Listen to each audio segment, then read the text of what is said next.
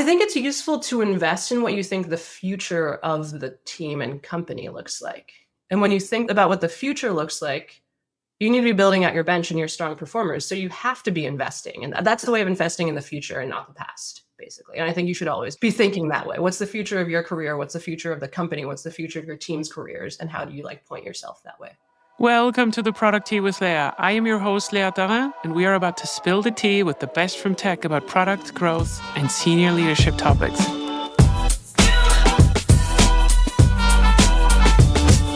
Good morning, everyone. Sorry. I was just saying that's a good way to start. Yeah. No, we should keep this in. My sound editor makes funny things with these. Okay, we're just going to pretend we're going to start again. Let's do it. Good morning, everyone. Today we talk to the Chief Product Officer at Faire, who has significantly impacted the tech world from small brands like Facebook to WhatsApp. And at Faire, she leverages her vast experience to champion independent retailers worldwide, creating equitable opportunities in the wholesale marketplace. An early team member at Facebook, Instagram, and WhatsApp, her journey through tech's hypergrowth phases uniquely position her to drive monumental growth. She's not just a leader, but also a thought leader. And for me, especially, because of her clarity of thought, compassion, and talent to articulate complex insights, they're really second to none in the industry for me. And I'm consuming those usually over her blog. And I'm not just saying that. And I'm very, very glad to welcome her today to the Product Tea. Welcome to the Product Tea, Vora. How are you doing this morning? Oh, Leah, I'm doing so much better after that. I have an idea. Let's just spend the next 45 minutes with you saying more of those nice things. I think that's absolutely the best way we could spend our time. Unfortunately, I did not share with you my media kit on how much it costs to actually book my compliments. So this might be a little bit of a different conversation. Whatever it is, it was worth it. Thank you. Okay, that's cool. So how would you rate this introduction from one unsubstantiated idea to 10 full business case? Exactly. I think the conversion should be in testimonial to growth of some kind. I'm in. Thank you. Okay, that's really cool. Can you introduce yourself to the growth peasants that might not know you or never heard of you? Never peasants. Yeah, I'm Ami. Let's see. I was born and raised in a little mining town in Pennsylvania. Great place to be from. And then I've spent the last 20 plus years in tech on the West Coast, where I've had the luck to get to work on some of the amazing things that you mentioned. I'm currently the CPO at Faire, which tries to level the playing field for local independent retailers. I'm really passionate about this because my whole family in India is in wholesale. I kind of grew up watching the dynamics of local wholesale and local retail. I'm just a believer in businesses being anchors in their local communities. I love small businesses. Outside of that, I have 3 young children. They are just 3 other jobs. And so I've spent a lot of the last 10 years cooking quesadillas and shoving them into mouths. And it's been really great because I'm so happy to go home and spend time with them. And then I'm also very happy to go to work and talk to adults. And so they've just been a great equilibrium in my life. Yeah, that's really cool. And I think we have somewhat similar philosophies maybe in this regard, because I always also looked at my job. I never understood this phrase work-life balance, where you just think work is such a bad thing and then life is happening on the other side. It's actually, we're extremely privileged to work in jobs that we sometimes like. So before we jump into the topic of today, what do people get wrong about you once they get to know you? Do people get wrong about me? I think one fact about me is I have spent over 20 years on the West Coast. I've trained myself in so many ways to be kind of calm and laid back and easygoing. But at my core, I'm still kind of a cold, impatient East Coast girl. And so I think my team sees this in lots of ways, where I'm really, really calm, but fundamentally on the inside, I'm still quite impatient. And I still want things to be done really well, and I still want them to happen fast. And part of what I try to navigate is, how do I build that sense of urgency and kind of toughness while still being really supportive and maintaining, that easygoing, everything is fine, we're all going to make it demeanor, and just getting that mix right. But I think anyone who knows me knows that at the inside, I'm also just impatient and I want all the things to happen right now. I have so many thoughts on this. So this is really good. But I just wanted to give a little bit of flavor also, why I'm really excited to talk to you today. It's not just because of your Substack, which I genuinely think is great. You do not write enough on there, unfortunately, but that's something that you have to deal with, or I have to deal with, because we do not get to read it from you. But whenever you do, there are really concise, short essays on a very specific topic. And Julie Zhu, dear friend of mine, suggested that I should talk to you. She's absolutely a wonderful person. And yes, she's just like walking gracefully through the tech world while I walk through the tech world. I think also impatient like you, maybe. I don't know what it is, but it is an interesting thing. So what I wanted to talk about with you goes a little bit into the direction of leadership. And specifically when we're talking about senior leadership. We're not talking about how to lead 2 or 3 people. We're talking about leading through proxies of other people, where we may have middle managers in between. We might have a big impact on other silos as well. So we're kind of indirectly leading, or like, as we call them dryly, indirect reports and so forth at a specific scale.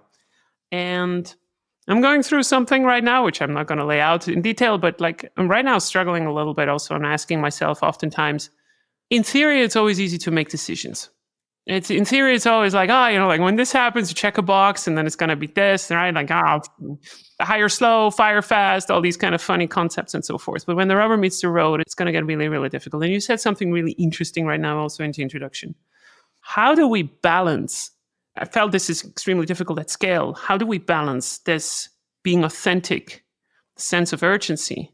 And then also on the other side, as you get to scale, there is a legality question as well, because everything that I do say is being heard. And these traditional ideas that we have on like what a manager should do, like the things that I grew up with. I'm very, very far removed from the manager types that I grew up with, but I thought that these are the people that we have. So this is a very, very broad question. Do you have any thoughts on this?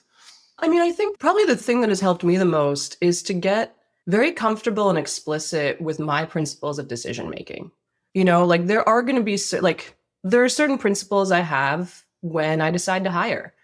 I will always tell someone the downsides of the job. I will always be direct about the potential constraints, even when I know that might lose me some candidates that I could have gotten if I only showed them the upside. But that's like the way I have decided I am comfortable with. That's authentic to me. And I think there are people who take different approaches. And it's not like a question of integrity or anything else. I think you can take a high integrity approach that looks very different. It's just, this is the way I have decided I am comfortable operating. And so I am going to do it that way. And I think that's true kind of everything, like when you're making decisions, you're always going to disappoint someone. At a certain altitude, decisions only come to you if they have bad outcomes, right? And part of your job is to figure out how to make decisions by your principles that you are comfortable making, that you can stand up and defend in a way that makes sense to you, that lets you keep on doing the job over and over, even when it leads to difficult outcomes, because they are consistent internally, they are defensible, they are authentic to you.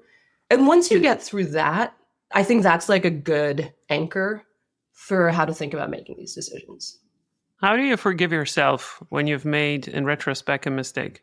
Assuming that you have made mistakes, of course, you're perfect, but like exactly, of course. Do you have any methods to forgive yourself in case you do make a mistake afterwards, in retrospect, like because hindsight is 2020? Yeah, I think a big one is just to recognize it and be conscious about it. Like, yeah, I made a mistake. It had these outcomes. I feel bad. I think it's hard to try to tamp down the emotion and pretend you don't have it. I think sometimes we're taught like, in a business setting, you shouldn't have any feelings and you should kind of be a robot. But I think anytime you bottle up emotions, bad stuff is going to happen later, right? And so I think it is useful just to say, hey, I'm having feelings. They're valid. Let me feel them. And for me, a bunch of that is physical, like literally feeling the emotion pass through my body. And then take a beat, kind of turn to the next page of feelings and say, all right, now that I've felt that way, I've given myself a minute to wallow. What am I going to do next? What am I going to do either to repair this or to prevent it in the future or to find a way to like do other things, try other things that will help, even if they are different from this exact like mistake or failure. And I think one of the things that I have had to get better at is shortening that cycle of failure to wallowing to addressing. Because I think earlier in my career, the smallest failure would send me into a little bit more of a tailspin. And it could take days before I was ready to resurface and be a human again. And I think as you just continue on the journey, part of the job is you're going to fail at something every day. You're going to mishandle a conversation. You're going to mishandle a decision. You're going to make people feel a way you didn't want them to feel. And that is part of these jobs. I think what you have to do is just get better and faster about recognizing that and then addressing it and just getting more tries. Like just getting more tries where you say, okay, you know what? Didn't correctly handle that conversation today. I can handle it better tomorrow. What did I learn? How do I move on? And then just keep on going. You know what's an interesting thing? So I'm asking myself, by the way, I agree with everything that you said, but like I'm asking myself whether the driver of this kind of speed of cycle, which I also experienced this, and I'm not saying that I'm in any way special, I just think that I age like everyone else. And I think it's actually becoming easier with age. So I'm not sure whether it's more driven by age or whether it's more like experience. I tend to think the first. So the way that I think about this is that I'm an extremely competitive person. You know, like if I want to have something succeed, I'm going to make it succeed. I don't care whether someone says I cannot do it or not. I'm going to prove them wrong anyways. So I approach everything like this, like sports. I started with archery, weightlifting, whatever it is. I kind of started to notice a difference in pattern. So I used to do a lot of sports when I was much younger. And right now, so I had like a 10-year difference in between. And I started to notice that this acceptance of failure in terms of like, you will make mistakes, you will get injured, or like you will not perform as much as you want to and so forth, and anything that you can measure. And in tech, it would be revenue or whatever you drive as an outcome. This kind of acceptance of failure started to shift a little bit from the failure towards others versus me. It's much, much easier for me right now, also when I do train, to just fight against me. I don't care so much about the other people that are also on the archery range. I don't care so much about the other people who are also in the fitness center. And I'm not sure like how to convey this also to younger people in my team and so forth, or whether I should. So while I do agree with you, I struggle sometimes also like to kind of funnel this into the management style, you know, like into the coaching. Like how do you grow someone on this? And I think the only answer can be probably experience, right? Like, I think you said it very eloquently, but I find it so hard to bring it down from like this philosophical concept to this, here's what you can do now in your day about it. Yeah. I mean, some of the things that work for me are just to have more things that I care about. Like it's way easier to convince yourself or forgive yourself or think about other things when there's not just one thing that matters to you, like one thing that makes up your identity. And if you fail at it, you have to think about it every day. Like being able to have multiple different, even if it's just one job that you're doing, having like multiple different kinds of things. Maybe you pride yourself on your relationships and your product instincts and your execution instincts. And that way, just kind of having diversification has really helped me, and a little bit of detachment, because then you can go to a different thing and remind yourself, actually, this one thing is going okay. Let me keep on doing it. This one thing, like, I think it's always good, no matter how senior you get, to have like a little side project that nobody depends on you for, but that you're passionate about. For me, it's kind of my writing. Like, it's not my first priority. Sometimes I don't write enough. Like, sometimes I take a break, but no one's asking me to do it. Like, no one is measuring me on it. It's something I do for myself. And that is always something I can kind of retreat to, where I say, okay, stuff is like going one way or another over here, but I got like one thing that's kind of just for me that will give me joy, and being able to retrench there a little bit and remember the momentum. Okay, here's a tip from me to you. Never have sponsors on your Substack, because then you stop writing for yourself. Yeah, I believe you. Yeah, but like, I think you just gave me a really good thought on this, like optionality. Like, I think this is what you're talking about, right? Like having a variety of things. And I think you also said something really interesting also in your latest article on this, like how to get confidence in whatever your opinions are that you're driving through the day. I think it's actually much, much easier for a senior leader to really figure out what you care about also in your team. So for instance, I'm not sure how to do this consciously, but I find it very interesting to say that I'm genuinely enjoying it when my teams succeed. And I pay a lot of attention, and I would love to hear your take on this as well. Like, I pay a lot of attention to not accidentally steal their thunder by going somewhere in an all hands and say like, hey, look what we've done, right? Like, and then the PM is sitting in there, and or like whatever, the group or whatever, like, and they're sitting in there and they don't feel represented well, because it happens very fast, even also inadvertently. Like, I'm not trying to kind of do that, but like, I think if you have like this particular thing as a goal, it's also much, much easier to let go of ideas that you came up with originally, you know, like for business cases and so forth. Because if you attach your identity to these business cases, that means you will probably follow them through, even if you shouldn't, because they are part of your identity in some kind of way. This is a conversation that could have happened with Julie now, exactly. Everything is getting philosophical in the business context. So, Okay, so a few thoughts. One, to make the competition thing less philosophical, because I think that's where we started, was like, how do you convince someone that like you don't have to compete and you can like just win, you can only compete with yourself, you don't have to compete with other people. I think that's like the thing where you said that's just aging. But I think one key thing that helped me with aging was, I feel like when we make the competition sets of who we want to compete with, we build these like really unfair sets of like just the people who are really good at the exact thing we're looking at them for. You know, like you never look at someone and be like, actually, would I like their whole life? Yeah, it's their You social know? media thing, right? Yeah, you and only their social media on like the one thing, like you pick your best dressed friend and you're like, why don't I dress like them? You know, you pick your like a most athletic friend and you're like, why am I not fit like them? And you never look at the totality. And so that is something that helped me see we're not all running the same race. Like that's not the competition. Even when you think about it at work, like I feel like people get triggered by like, here's someone at my level who graduated the same time I did and they got promoted faster than me. I think it's really key just to remember you're never seeing their whole life and you're not comparing your life in a way that makes sense. Your mind is like tricking you. And so that did really help actually, is just to be a little more honest about like, what do I care about? What do I think they care about? How do I take like a head-to-head competition out of it and just make it a little bit more, how do I have fun every day? Okay. Here comes a challenge from the ground, from a leadership's perspective. So I had a relatively interesting case a couple of years back where I was going to a C level and I asked them directly, hey, you have this particular person over there. I think they're completely impossible. They're just after titles, right? Like hyper competitive in the company, just like motivated by money and titles and so forth. And I asked them the same kind of question or thought in this regard. And I said, like, why are they still with us? Like, like this was a very difficult kind of question. And he said something that really stopped me a little bit. And he said, like, well, above everything, they are quite predictable. And sometimes as a product leader, I just cannot choose someone I'm working with, right? Like you also should not just like exchange people because they're competitive and so forth, of course, right? Like, yeah, you're also competitive. But I thought it was very interesting because then it kind of like started to work in my head around the sense of urgency. So, because you also mentioned this also at the beginning, everything that we do, everything that our teams do is highly driven by sense of urgency and so forth, right? So like, hey, why do we think this is necessary? Can we do a little bit more today, right? Like if we don't have the sense of urgency, it starts to get really, really hard. And I had one of my PMs last week ask me in a one-on-one that made me stop and think about this conversation again. And she asked me and made me shut up with this. And she asked me, Leah, how do I motivate myself when I cannot finish something? How do I motivate myself? And I'm just going to give this question now to you. I just give it to you now. Like solve this for me.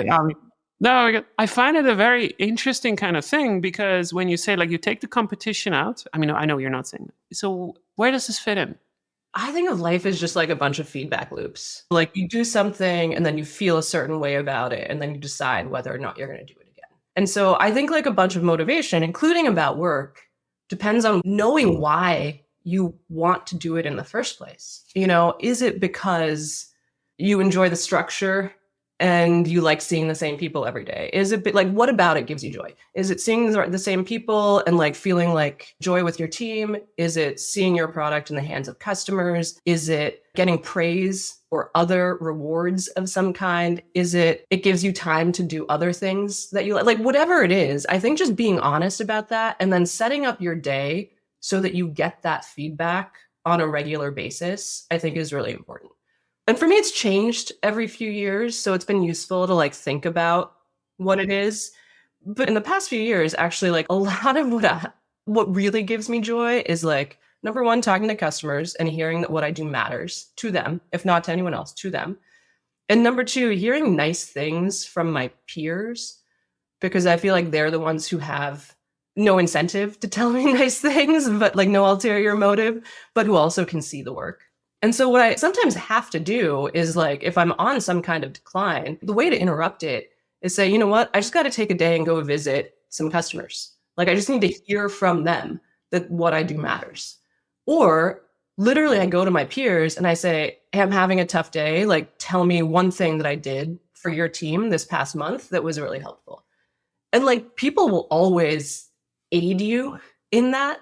And that to me, like, is the feedback loop that gives me motivation again and gives me energy again. But knowing like what it is really important, because it's not necessarily I had a great product review or I had a great conversation with the CEO.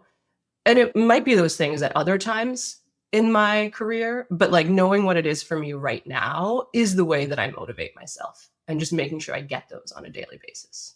On a daily basis, even. Weekly, Wow. On monthly. the weekend. No, no, no. On the weekend. On the Yeah, weekend, you have your direct reports call you and just be like, I mean, you're so wonderful. Oh, thanks. Wow. exactly. But I think there is something about building a routine around it. Like maybe it's a monthly routine or something, whatever your cadence needs to be. I think there's something about like trying to structure around it so that you don't find yourself without it for 3 whole months. And then you're like, why do I feel bad? You know, this is an interesting point. So I'm not sure whether you've read Radical Candor as well, like from Kim Scott I and love so Kim forth. Scott. I find it really good. And I adore Kim. She's great. But I always had a problem with that particular book. And it's somewhere in between, like, without going too much into the detail, but like, I think I love this concept of showing care to others by engaging with them, listening, and then doing something with it, right? Like kind of feedback, right? The feedback is the greatest gift. And you can do it in a way that is honest. And honesty is only possible if the feedback only applies to this person and not the person that stands next to them, right? Because otherwise it's just generic. Oh, you look so pretty. Oh, thank you. Amazing. Yeah, okay. Never heard that one. So the issue that I sometimes have with that particular frame is that how do you make yourself care about issues that you really do not care about, which is a lot of the times things that we do as leaders. And it's also one of the reasons why I do not do the way I've never, ever become a CEO, because that's only their job. They only handle the stuff that is not fun. But I think that's an interesting kind of dynamic in between there. And I've never managed to find some kind of a process, like with Kim's concept of like, hey, you get together and then every meeting you have a 5 minutes go back and forth, like where you just like tell each other honestly what's been going on. But I think I love the concept of hearing good things from people constantly. That's, no, kind of lost my thread there a little bit, but I think we're getting there. Yeah. I think one of the things you're calling out is that like, especially when you're senior, you have to do a bunch of stuff that you don't want to do. That is your job. For the stuff that people want to do, they will do it. And then you don't have to. Like you have to do the stuff that no one else wants to do. That is like literally the job description. And I think it goes back to like you have to know why. You have to know what about it is worth doing. Why is it worth your time? Why is it worth your engagement? If you're going to spend, 9 hours in back-to-back meetings, what is it for? Like, why is it worth energizing yourself so that every meeting feels important? I think knowing those motivations and knowing why, or deciding right now, you don't want to do that. And then you do something else. Like, Yeah. You have a lot of agency in these, like, you're lucky in these jobs in so many ways, but you also have agency to say, right now, this is not the setup for me. Like, maybe. Yeah. This is very true. You know this phrase that they say in movies where they just say like, cancel all my meetings for today. It's like, yeah, it sounds like a stupid power move and so forth, but it's actually true. Like, I mean, unless you're standing on stage in front of 1,500 people that just came for you and so forth, just cancel everything and just like reset yourself. It's really important that you do not see yourself as a resource that does it. This was one of the mistakes that I did when I was on my first kind of head of anything job. Like, this was a very big mistake. I did not take the power that I had from this particular thing, right? Because I only took the responsibilities because I felt like, oh no, like this does not go together and so forth. But I think this also comes together with time. You know what I find interesting? So you said something about these feedback loops, and appreciations are also feedback in some regards. They definitely are more on the positive side and so forth. I'm thinking quite a lot about the driest topics that you can think about when we talk about building teams. And I write about this quite a lot. Like, how do you scale companies? How do you build product teams and so forth? Now, I'm not so sure whether this also applies to Faire, but I would love to hear your feedback on this. So I think beyond the specific size of a team, you really lose the connection to each other.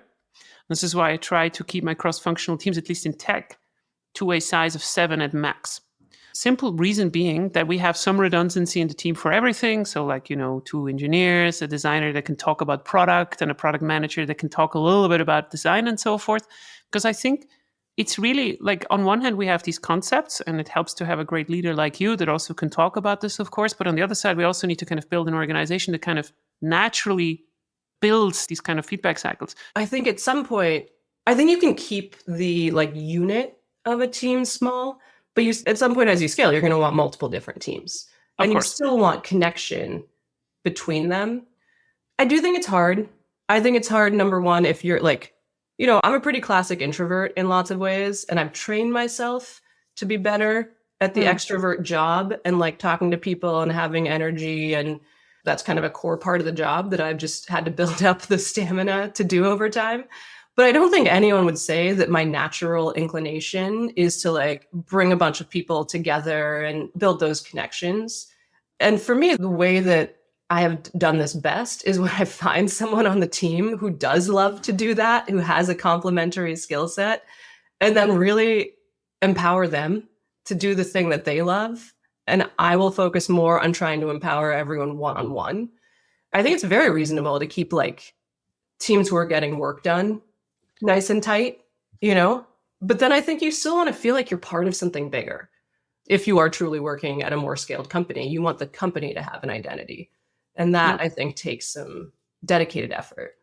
How did you manage the fact that at some point you went from a more operative role into this product leadership role, and now because you have more power in a power dynamic also towards people, this kind of shift? For me, this was quite drastic in the sense that I started to notice when I went from principal PM, which has no management responsibilities except for like maybe one junior, to same kind of level, I don't know what you want to call it, director of product or whatever.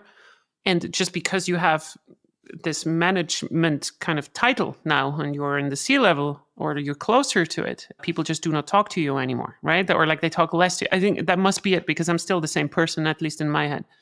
Are you saying that finding someone that kind of facilitates this kind of culture, it makes also sense to find someone with less of a managerial kind of ties to the rest of the team? I think because this could make a lot of sense to me. I mean, I think as a manager, you still have to build connections to your team. I don't think you can like just step back and say, oh, I'm a manager. I don't need to like really know what's happening. But I find that the way I do that best is more one on one. Like, I'm not the like host a big party and everyone talks to everyone, which I think is important. I do think that those sorts of like connections are important. It's not my natural skill set. But what I do like is like calling everyone on the phone and saying, like, how are you? What's going on with your career? What can I help with? Like, that is the method that I think I'm just better at. And I do like, I kind of had a funny thing where as I got more senior in my job, I was still more junior than like many of the people I talked to. And so whenever people would ask me for advice, I'd be like, why are you asking me? I'm like the most junior person I know? And it actually took other people starting to ask me questions to make me think, oh, wait a minute, like people are looking to me. Like I have to think of myself as someone who people are going to look to. And, as you say, in my head, I'm still just like a teenager who doesn't really know what they're doing and doesn't know how to do life. But that's not, if I like go about my conversations that way, that's actually not fair to the people who are trying to ask me for something useful. And so me just thinking about like, okay, what do other people need from me right now? And how do I use that to take some ownership of the stuff that I have done and the stuff that I have learned in a way that might give other people shortcuts? That's been kind of my route through how do I want to show up? Because I think it's still hard for me to fight the like, hey, nobody should listen to me. I don't really know what I'm doing. I think that's still like a big part of the inside of my head. Yeah, I think I can relate to this. And I think what helped me a lot is to stop pretending that I do know things when I think they are part of the core skills to my job, like specifically in product. And it doesn't matter whether you're a CPO or like whether you're just a product manager, the amount of skills that you need to have is absolutely insane. From quant to qual to execution to stakeholder management, up, sideways, diagonal, down, and so forth. It's absolutely insane. And I think what I started to do is to really leverage my network into the absolute max. I know that I'm extremely lucky to have these many excellent people around, but when I have an issue also like in the companies, I am happy to connect them with people from the outside so they can talk to each other in confidence about very, very specific issues. And I don't have to pretend that, oh, yeah, I know how this is going and so forth. I just don't have the answers oftentimes. And this was quite difficult for me to kind of say because I don't know whether you ever had a role model as a leader in that sense that ever was like this, because I can count them on my hand. And it was only two that just really stood there in front of the entire company and said, guys, we fucked it up. or like, I just don't know. And those are the people that I actually remember, right? Like the speaking truth to power. Those are the ones that I actually remember in the best way possible. But it's hard, right? Like it's kind of hard to kind of do this and develop the sense. But this is where your optionality helps again, because if you have optionality, then you're not scared of losing something, right? Like you're not, because this manager experience does not really exist to you as well. You know? I mean, I think it's hard to do. I think, like, again, it's easy to talk about in the abstract, but in reality, nobody likes not knowing the answer. Nobody likes failing. Nobody's great at separating themselves from failure. And so I think it is also very normal to just be like, yep, that's hard. I'm going to try to get past it. It might take me longer than I like, but it fundamentally will be all right. You know, I started to think that the time that it takes, I think I got this from a book somewhere, but like the time that it takes from between something that goes wrong or like that you feel is going wrong and the time that you address it, this kind of time as well, the longer it takes, the worse it gets. And as leaders, it's our job to act on it. And I don't have a problem with acting on stuff, right? But like it really, really stumps me that I also became one of those where I'm just like, I wish you would have told me earlier.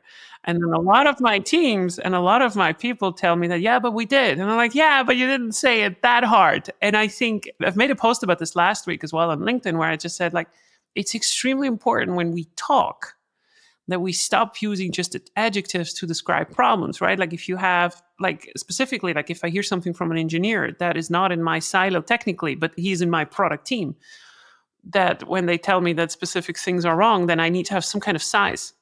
Because people, when they talk to me, they tell me, oh, it's a little bit suboptimal. And I'm saying, like, do I need to translate this now in my head or not? And I feel like I get this wrong quite a lot. So I'm thinking about like shortening this time is extremely important. And then also for me to others. And I started to learn to speak when I'm getting emotional and give feedback, but not make decisions. And I'm so far okay with that. It's not perfect though. I like that. I like the pause between responding to something and making the decisions. I think that's really healthy. I mean, someone told me when I was earlier in my career, never write an email angry.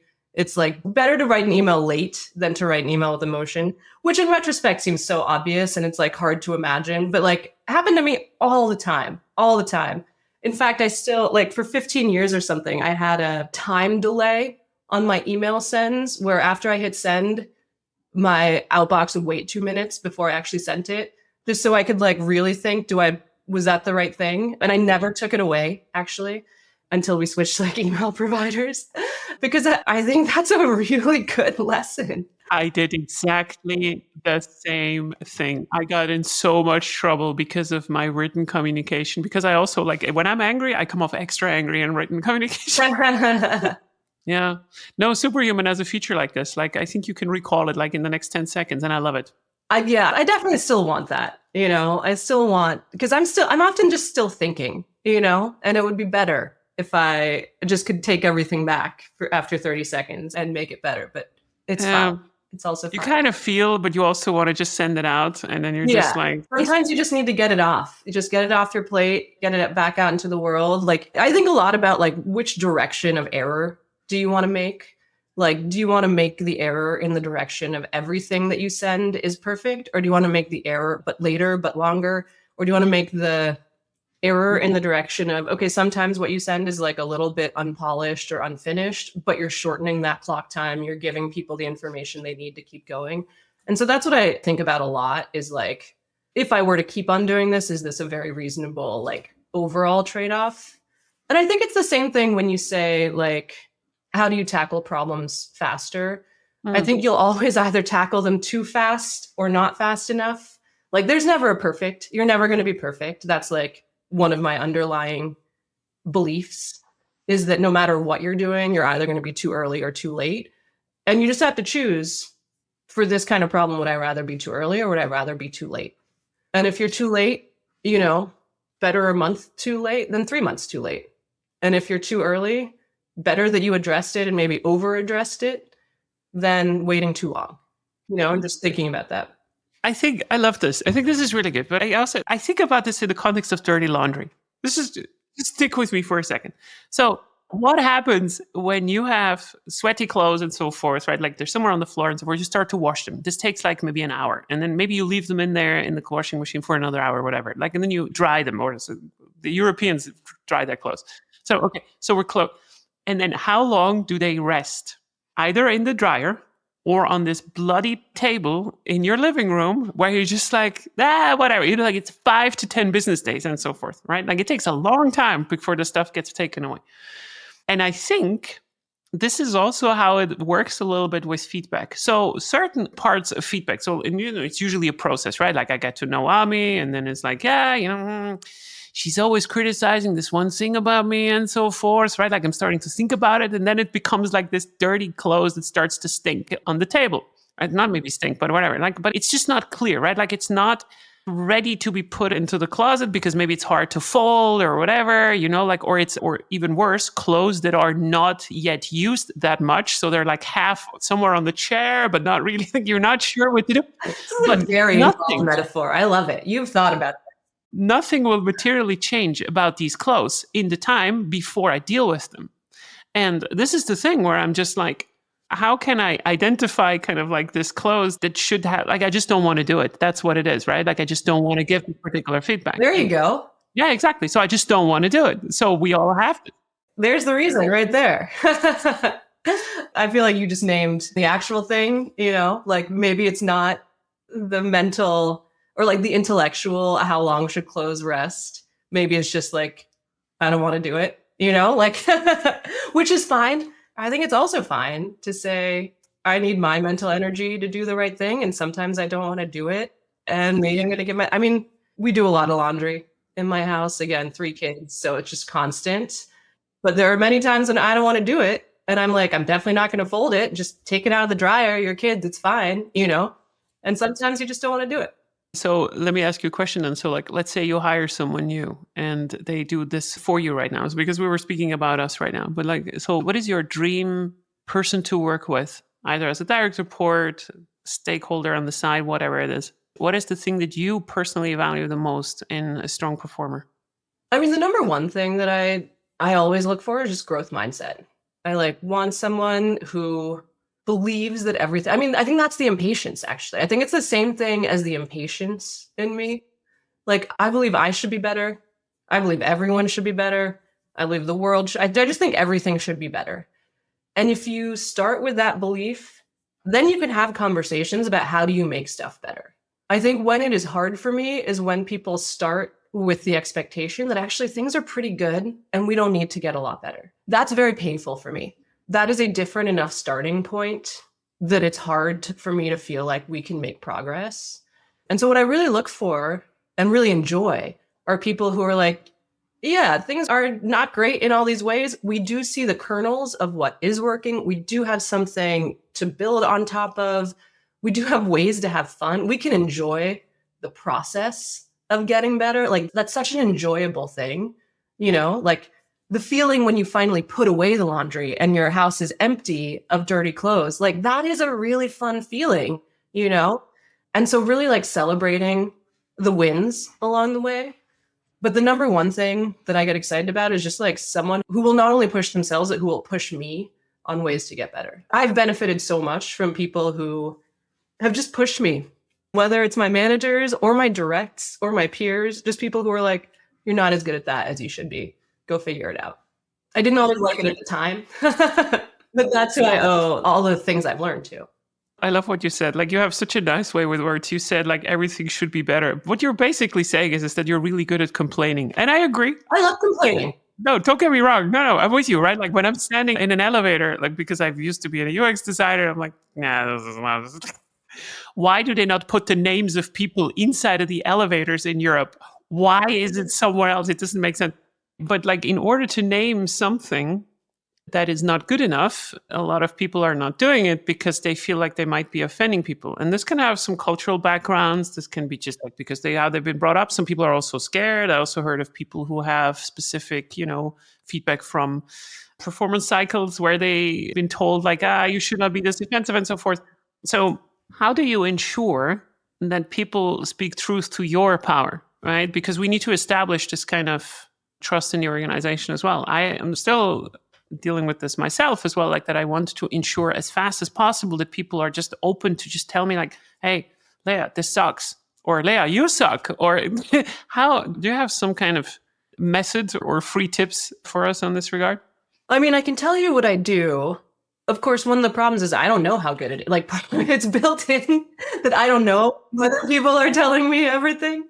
That's the core paradox. But what I try to do is I do try to care about every person individually.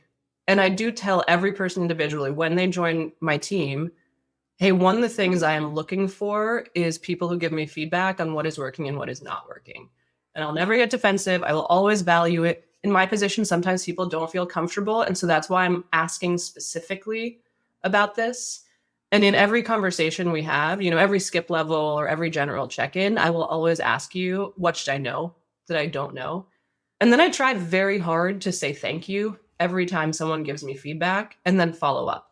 Either with a follow-up that is like, I hear this, I'm not going to address it in the way that you want to address it for specific reasons, but I hear it, I value it, it's going to be in my mind, I'm going to be looking for it thematically. Or I hear this, I'm taking some actions, And just, again, that feedback loop of like, I asked for it, they gave it to me, I thanked them. That's the feedback loop that I try to just consistently build. And it takes time. And it takes time for people to trust that there's not going to be like backlash or retaliation or anything. I think it also, again, proves that you were listening, and it also keeps you a little bit accountable, because you cannot do this forever, of course. And you just mentioned an interesting thing as well. Like, so how do you think about skip levels? Because I have a couple of people who think about these in different ways. How important do you think skip levels are? So just like skipping the next line of a report and just go underneath. How do you structure those? And how often do you do them as well? Yeah, it's changed based on like the size of my team and wherever we are in kind of our life cycle of like what we're building. I do think they are really important because they're usually new signals. I talk to my directs every week. I think that's like a really important touch point. Also, just tactically, that's how we're going to decide what we're getting done. But I think skip levels just give you a different signal on what's going well and what's not from a unique vantage point. And I think it is really important to get those signals. I try to focus my skip levels on, I think what people are often tempted to do is like give me an update on their work. But actually, like, I don't really need that. I get that through other sources. Instead, what it is a chance for me to hear stuff that I would not hear from my directs. And it's a chance for me to be like a sounding board for them in terms of their career or problems that they're thinking about or what they want next. Things that like I'm kind of uniquely positioned to help them do. And it's a way of investing in that level and saying, I'm here to support your growth. And also it gives me ideas in the back of my mind for like, okay, for whatever's coming next, how do I help channel or direct it, knowing what I do about what people want? If the org is like quite large, sometimes those will be like more generalized check-ins where I'll do like group conversations of like what's going well, what isn't, what's top of people's mind. It's a little bit more like coffee chat, informal conversation, Q&A. But I always try to keep skip levels, especially with people who are very fast trajectory in their growth, who we just need to keep on supporting in really specific ways. That would have been my next question. Do you subscribe more like to the, like spend more time on strong performers or weak performers? But I think you answered it just now. I think it's useful to invest in what you think the future of the team and company looks like. And when you think about what the future looks like, you need to be building out your bench and your strong performers. So you have to be investing. And that's the way of investing in the future and not the past, basically. And I think you should always be thinking that way. What's the future of your career? What's the future of the company? What's the future of your team's careers? And how do you like point yourself that way? I really like this, and I still sometimes I bounce a little bit in between. I know from Mark Roberge the way that he thinks about it, because salespeople always are talking very openly because they love measuring their performances, right? But they're really good in developing people, actually. And I think he said as well, like, hey, whatever you do, you should at least give some attention to your strong performers, because even if you just dedicate 20% of your attention on a strong performer will always gravitate upwards, right? Like they will always gravitate forward. Yeah. And I think it's an important concept. You need to balance it, of course, as well, but it's also important that you do not lose yourself in weak performers. Sometimes people just do not perform because they do not work with you very well, but that still is a problem. So you need to do something about it. And I think that's one of the hardest things, because firing people is easy if people are just low performers, not nice people. And I don't know, like, when it's clear, but it's never clear. It's never this black and white. And this It's is what never makes it black and so hard. white. And one of the things that I've really learned is like people can be great performers, just necessarily not matches for the exact role that we have, or the exact company culture, or the exact team culture. And that's okay. Like depersonalizing it is really important to me. We are not saying that people are like poor performers. We're saying they're not a match for like what this role needs right now, for the next 12 to 18 months. And that is totally different. Like there's been a bunch of times where I haven't been a strong performer because I wasn't a match for the role and I needed to go find the right role. And that, I think there's lots of jobs that all of us would be bad at, like no matter how good you are at some jobs, you're going to be bad at other jobs, even inside the same company, even inside the same org. And so I think just recognizing that and internalizing and depersonalizing it makes it easier for everyone, because then you can have a concrete conversation about like, what does this role look like? And is this the right match for me right this minute? I find this so difficult to kind of communicate that, hey, you're just not a match. It's like breaking up with someone, like actually like in a dating context, like, hey, I'm just not in love with you in some kind of way. And they're just kind of asking why, right? And then in the professional life, you also have now a salary attached to it and a job and so forth. So everything gets a bit more complicated. I find this extremely difficult. But on the good side, if I can encourage anyone to go into some kind of leadership position, the CPOs usually of all the C levels have the least direct reports. So that's a good thing, right? So like we don't have that many direct reports. No, but this is also something that I love about it, right? Like I honestly, this is why I fell in love with the job as well myself, because I think people tend to be more open with you because of this. And the management part of a C level is not fun anyways. There's not a single person that I know that loves managing people. I love growing people. I love leading people. I love bringing them forward and also reach something, but not the management part of it. I think it's hard to see. I think like, I've kind of gone back and forth between managing really small teams and managing larger teams, a stint back in being an IC early at Instagram, and then going back into kind of managing a larger team. And I think there's joy in both. Like, and the grass is sometimes always greener, where you're like, oh, it's so fun to just be an IC and like do stuff. And then you're like, oh, but it's so fun to manage a team and have leveraged impact. Maybe I'm an idealist, but I think my best time was really at Small PDF when I was the principal and I had no direct reports, as I said before, but because the CPO at the time actually made it in a way that we were defining the strategy. Right, so like the PM, like this was a very bottoms-up kind of organizational model where just like the product strategy came from the top, not micromanaging people and so forth. We're fighting really hard about specific stuff. When it came to him, hey, we should partner with Mira, and he said like that's a fucking trash idea, Leah. And I'm saying like, but I really want to do it. And he said like, yeah, okay, you can do it. And it didn't work out, but it's like I think having people to fail like this and so forth, you can definitely do it bottoms up as well. And I think personally, I really enjoyed this time the most. But that's another thing, right? We have, no matter how old you are, our lifetime is so short. We have so many like shorter experiences to kind of define what we think is true. There's no statistical significance to it ever. It's like you're not getting old enough for this, right? Like this kind of like my growth mindset hates this. Like oftentimes when people ask me about, so hey, how should I structure a team? How should I do this? And I'm like, well, I mean, I could tell you how I did it there, but I don't have proof, right? Like this makes me always a bit uncomfortable. I think that's part of the fun of it. I think that our lifetimes are so long and our careers are so long, and we have, knock on wood, we're lucky to have like a lot of them ahead of us, and we have like the chance to try new things. You're saying long. I mean, come on. Like we have like 10, 20 careers maybe. Maybe like with all the advisor stuff and so forth, it's more, but it's not a good sample for anything. Oh yeah, but I think it's like there's no A/B testing. There's no A/B testing life, and there's no A/B testing jobs, and there's no A/B testing careers. But the thing we have working for us is we have cognitive dissonance. So no matter what you do, part of your mind is going to tell you, I never would have learned that otherwise. Even if it was good, even if it was bad, you get redemption in the fact that it was unique, and you learn something really unique, and it becomes part of you. Yeah, I'm into that. I think Maybe that's a West Coast optimistic way to look. But I think the fact that there's no A/B testing is also kind of freeing, like.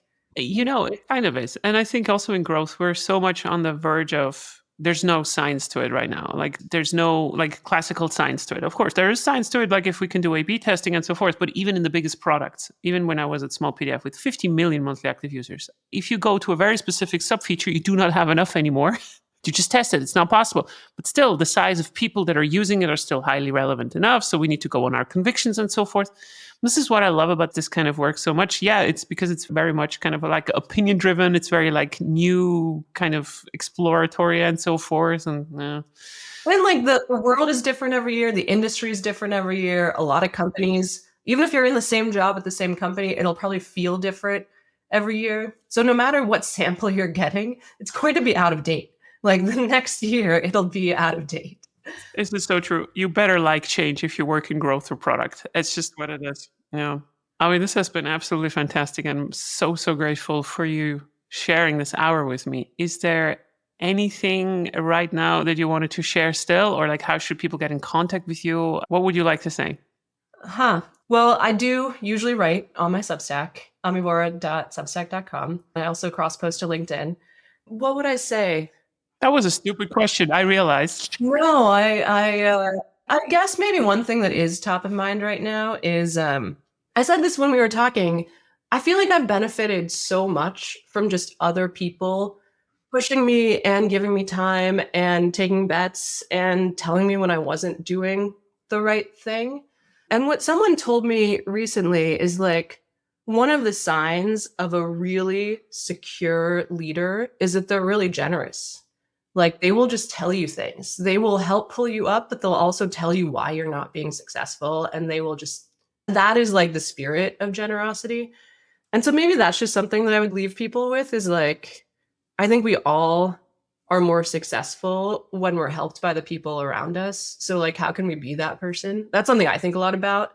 Like, how can I just support randomly everybody who I can? And one way I try to do it is through writing. But I always just try to think of other ways because it's been such an important part of my growth.